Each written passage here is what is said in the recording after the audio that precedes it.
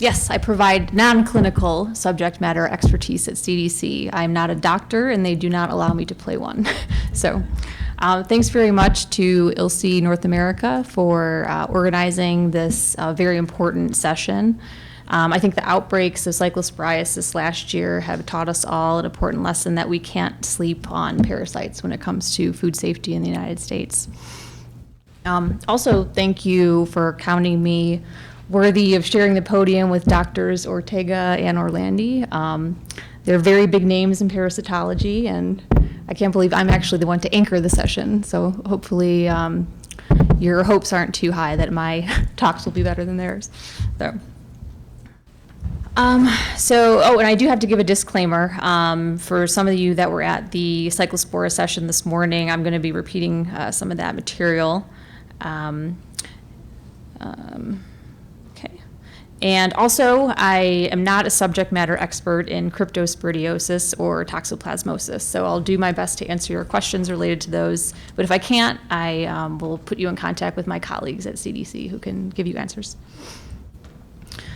Okay, so first I'm going to talk about the surveillance systems that we use at CDC to detect and investigate cases and outbreaks of foodborne parasites.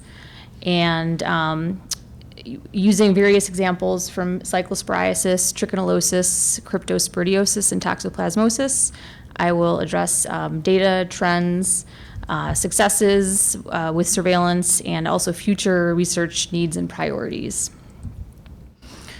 So the first system I'll talk about is the National Notifiable Diseases Surveillance System.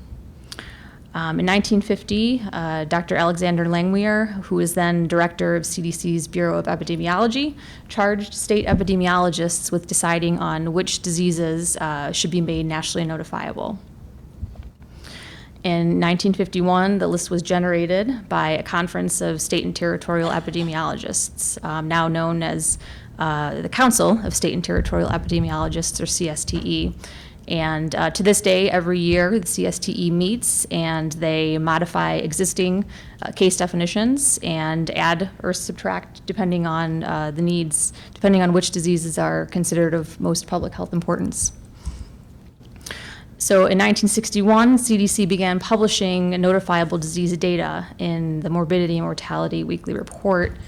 And today, the data are summarized both weekly in the MMWR and published annually in the Summary of Notifiable Diseases. And like other sources of surveillance data, they're used to monitor trends in reported cases, detect outbreaks, and guide prevention efforts. Oh, and a little bit of formatting issue, but so the NNDSS is a passive surveillance system, so it's subject to lags in reporting. First of all, a positive result needs to be identified at a clinical or commercial laboratory. The positive result is then notified to the local health department, who will then interview the case patient depending on the disease and its importance. The local health department then transmits that case to the state health department, and finally the state notifies CDC. So this whole process can take days to weeks, depending on the disease and the jurisdiction. Case ascertainment is incomplete. Not all conditions are notifiable, not all conditions are reportable in all states.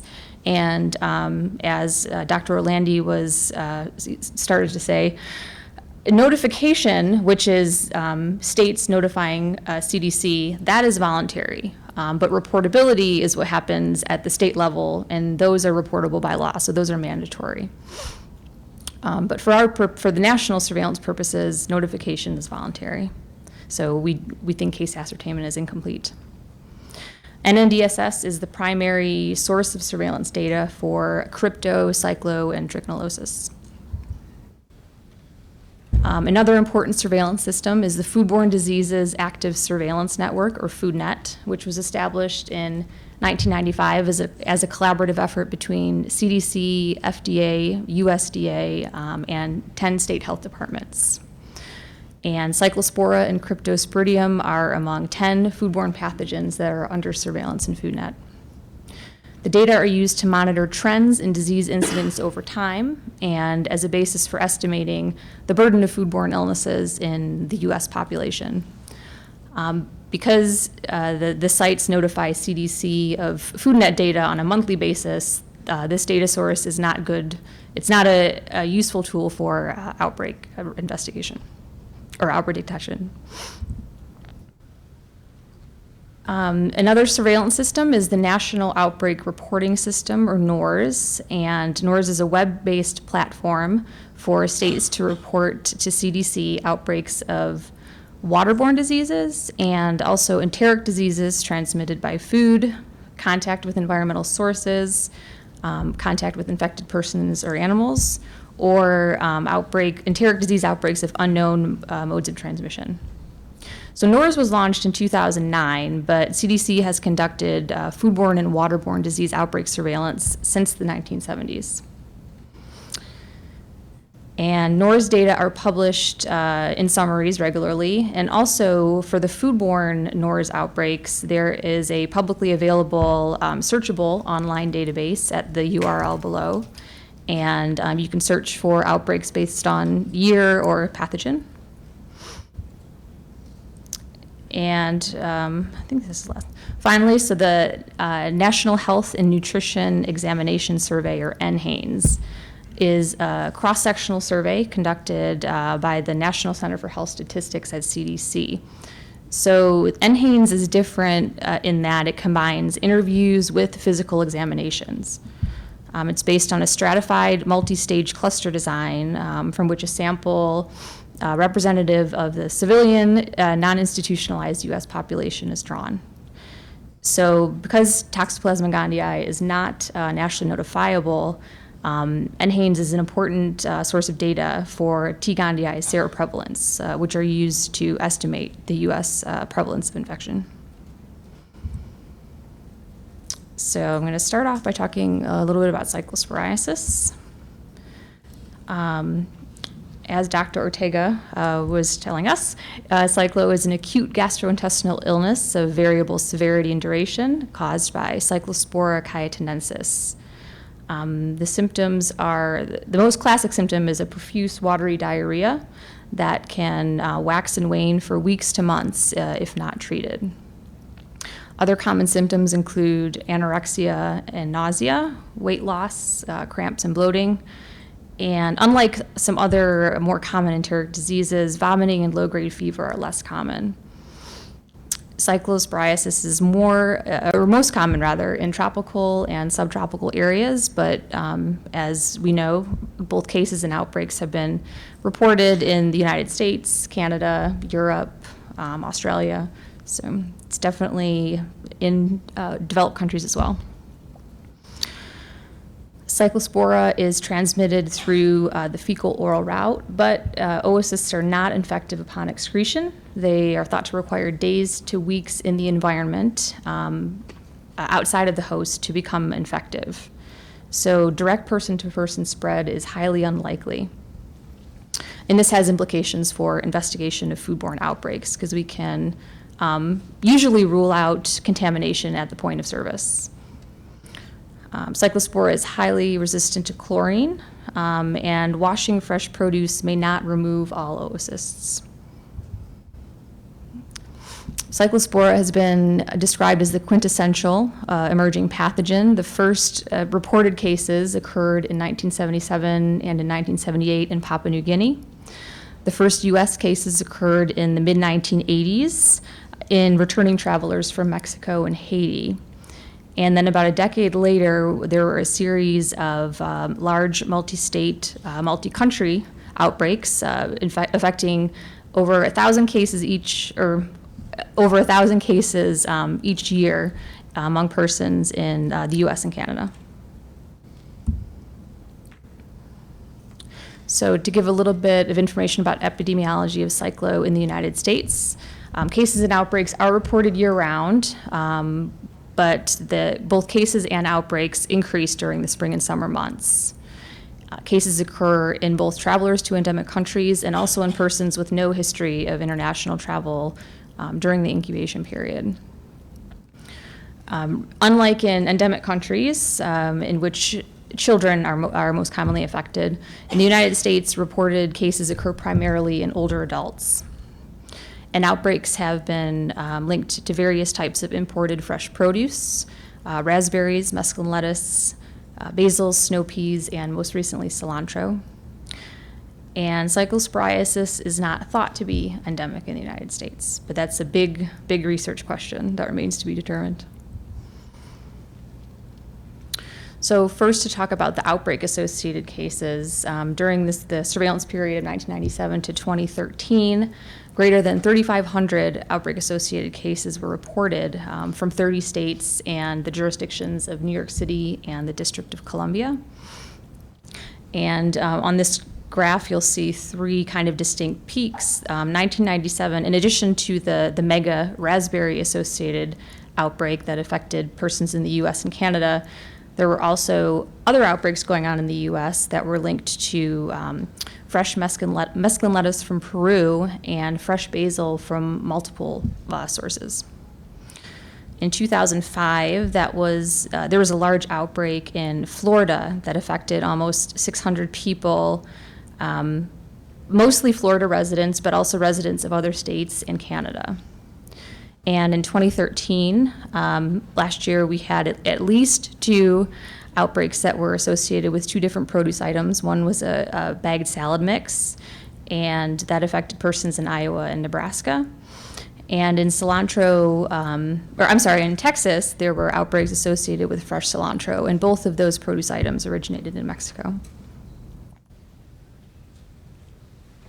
Okay, and so now to talk about the sporadic cyclosporiasis cases, or those not known to be linked to any sort of outbreak. Overall, during 1997 to 2012, there were just over 1,600 cases not linked to any known outbreaks, and of the persons for whom we had travel history information, just under half were associated with international travel. And the most frequent destinations of persons with travel-associated cases included the Caribbean, Mexico, Peru, and Guatemala. Half of the case patients were female, and the median age was 43 years. And this map shows, it graphs the county of residence of persons with domestically acquired cyclosporiasis. And by definition, since these are sporadic cases, they're not related to each other. They're simply graphed here so that you get a sense of where these cases are being reported from. And historically, the state of Florida has reported many cyclosporiasis cases, as have many of the East Coast states, New York, New Jersey, et cetera. In recent years, Texas has been reporting a lot of cyclosporiasis cases, both outbreak-associated and sporadic. So that's interesting and possibly indicative of a slight change in the epidemiology in the United States as we identify more fresh produce items that are vehicles of infection for Cyclospora. So like I was explaining, the reported cases are both widespread, so a lot of states have reported cases, but they're also focal. So, the cases in southern Florida, particularly New York City. 53% of sporadic cases were female, and the median age was similar to the travel-associated cases, and 47 was the median age. FoodNet data were analyzed in a paper in 2012.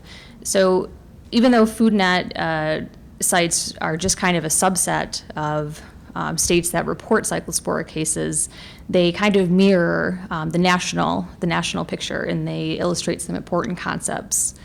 For example, the data are outbreak-driven, meaning in years in which several or large outbreaks were reported, you have more case ascertainment, both of outbreak-associated cases and in sporadic cases.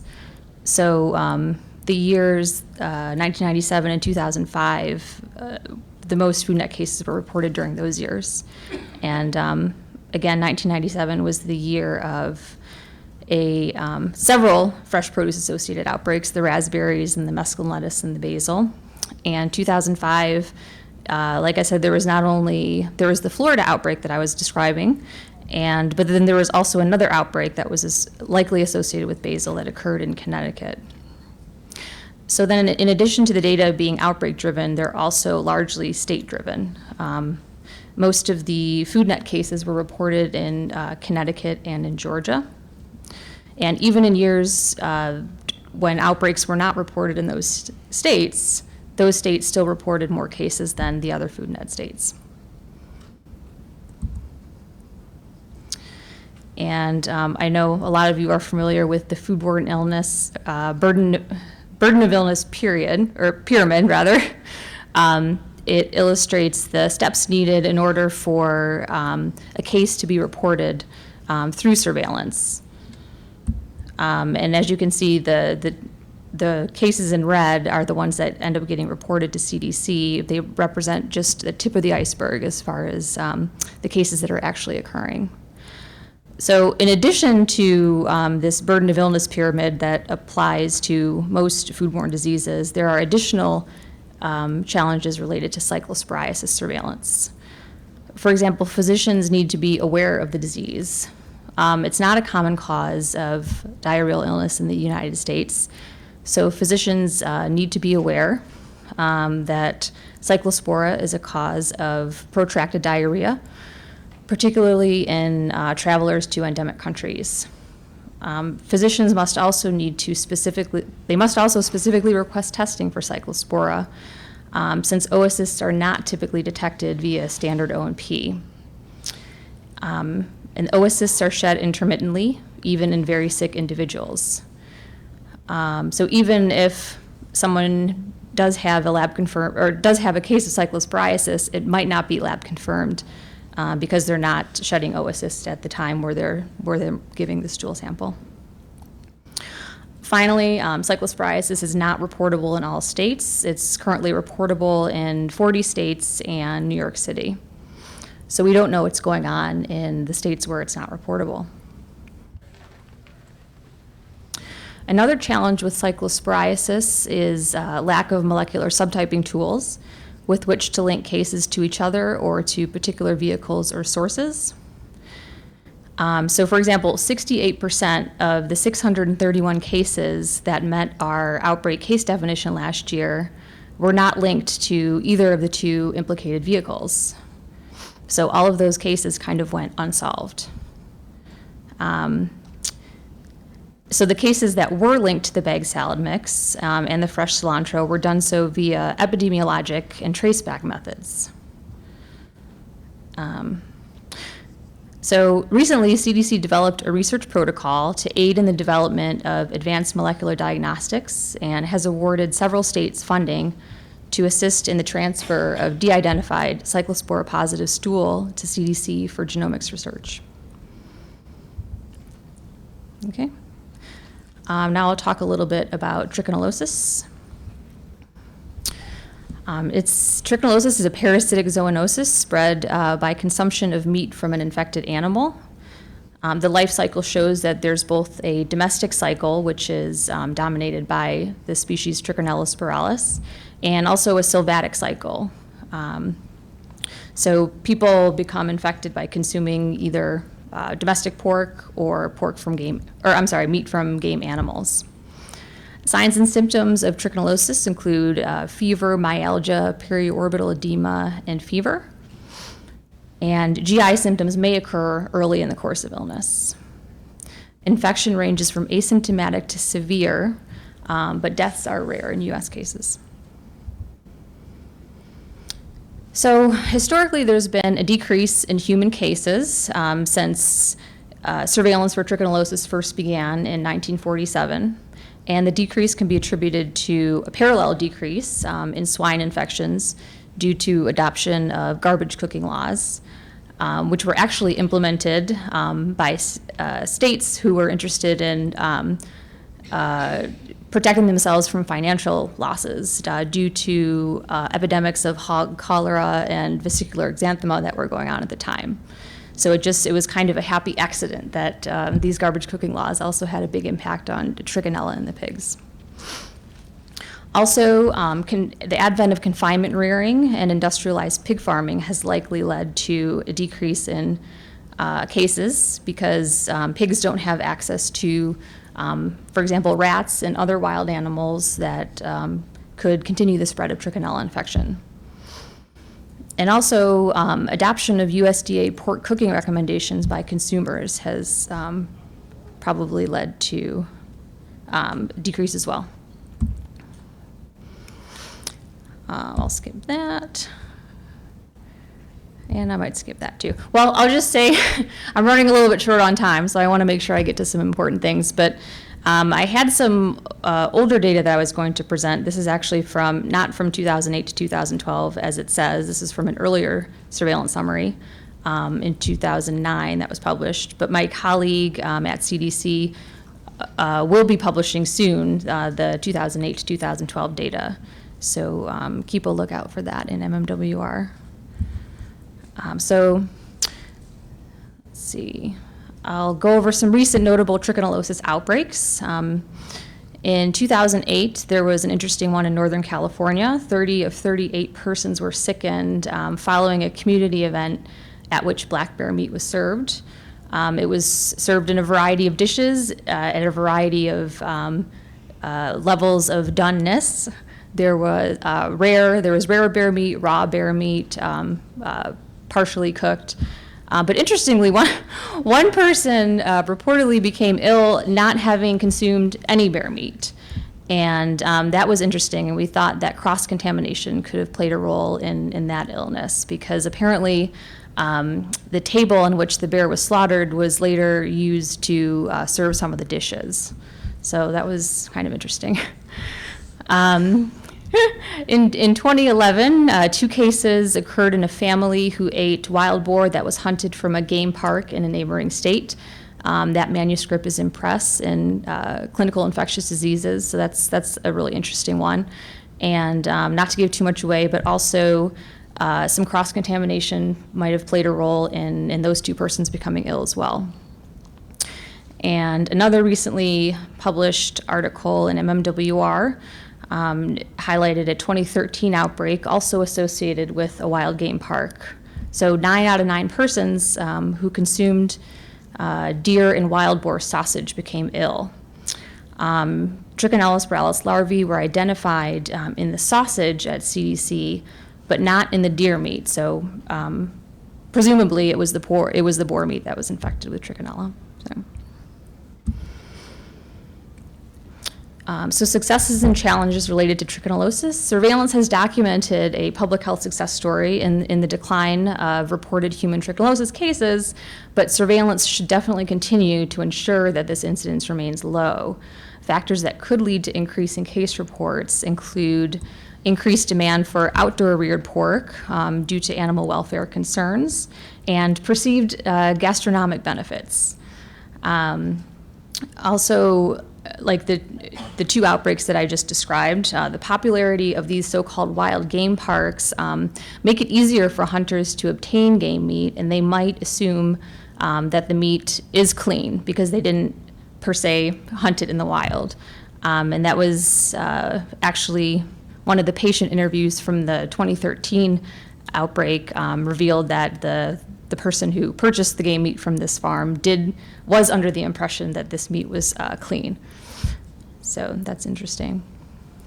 Finally, there might be diminishing historic memory of the threat of pork-associated trichinellosis and the need to thoroughly cook pork and other meat products. Our parents and our grandparents know very well about the threat of this disease, so they probably overcooked a lot of the meat that we had as kids.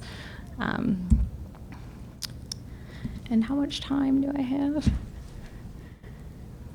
Okay, great. So I'll talk a little bit about cryptosporidiosis.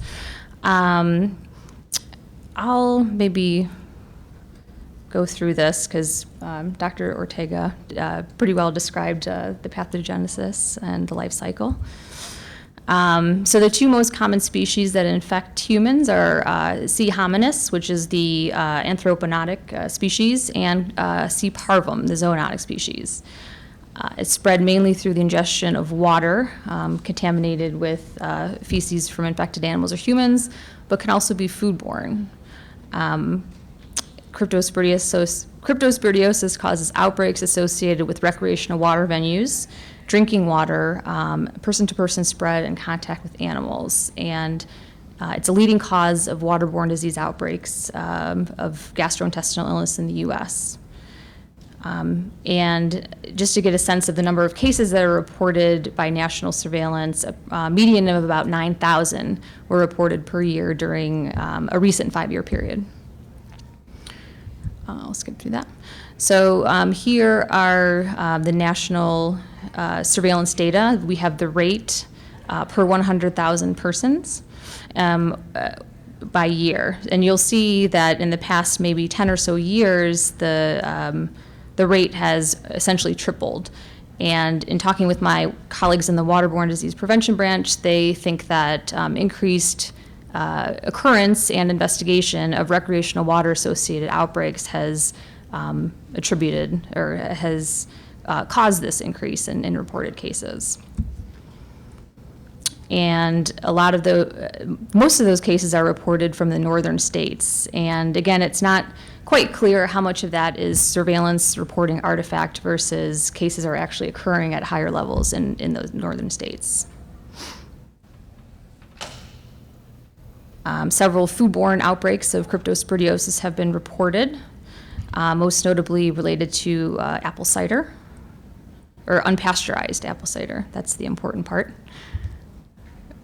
So next steps for cryptosporidiosis surveillance and outbreak response is an initiative called CryptoNet, a national data platform for rapidly collecting crypto isolates for subtyping analysis, kind of based on the PulseNet model for subtyping bacterial isolates. And CryptoNet would have the potential for identifying outbreaks and also differentiation of outbreaks. So if there are concurrent outbreaks in neighboring areas, we'd be able to tell if they're the same or a different source of infection, and whether secondary spread of outbreak strains contributed to additional outbreaks.